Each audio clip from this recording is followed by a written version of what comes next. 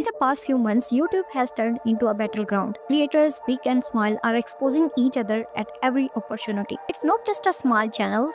Even the biggest names we admired are diving headfirst into this trend. But why? Is this just about views and clout? Or are they playing a calculated game with our psychology? Welcome back. This is the first episode of our trending business case studies. Today we'll break down a new hidden business model on YouTube no one is talking about. So stick around till the end because as a creator or a viewer, you need to understand how this works to survive in this fast-paced world. YouTube has evolved far beyond its roots as a platform for sharing videos. It's now a full-blown business ecosystem, and exposing wars have become a trending strategy. But here's the catch. This isn't just accidental drama. It's carefully orchestrated play on human psychology, our addiction to dopamine, and the algorithm hunger for engagement. In this video, we'll explore how exposing wars are engineered, the psychology that fuels them, and new business opportunities they create. Plus, I'll explain how this impacts creators, viewers, and YouTube itself. And don't forget, on this channel, we'll cover trending business and finance topics. So make sure you subscribe because honestly, in this world, you need to stay informed to survive.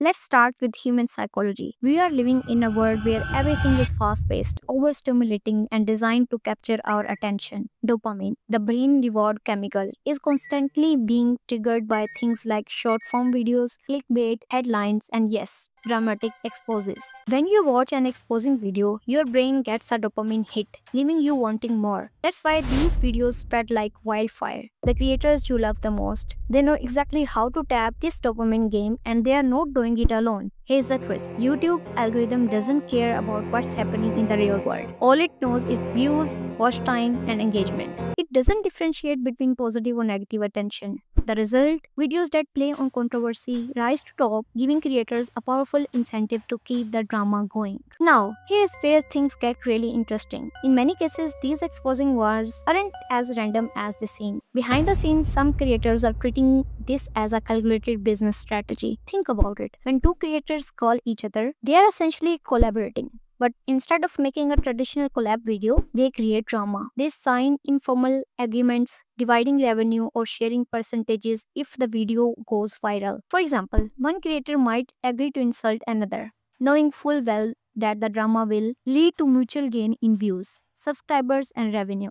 It's no different than the kind of collaboration we have seen for years on YouTube, but it's wrapped in the guise of conflict. And if you think this is far-fetched, just look at how often creators for completely unrelated niches suddenly end up in beef. Coincidence? Probably not. But what's the cost of all this drama? First, it creates a toxic atmosphere, especially for newer creators trying to break into the platform. Imagine you are just starting out and realize that you need to either start beef or become part of someone else's drama. Insane. It shifts the focus away from genuine content creation, sensationalism. Second, it impacts viewers. Over time, people become desensitized to the drama.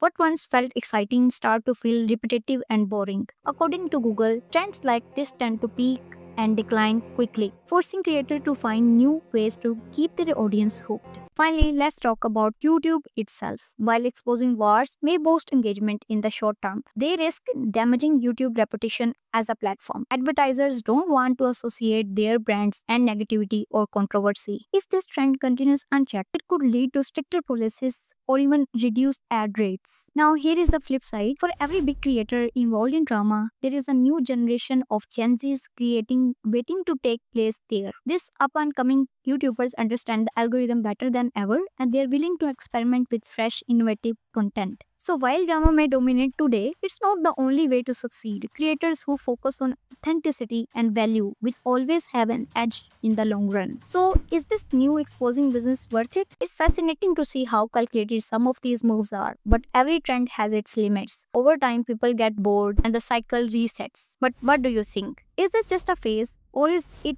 the future of YouTube? Let me know in the comments. I want to hear your perspective. And if you found this video insightful, make sure you subscribe to my channel for more trending business and finance topics. Trust me, you will need this knowledge to navigate the ever-changing world we live in. Check out my recent upload for more insights. I'll see you in the next one.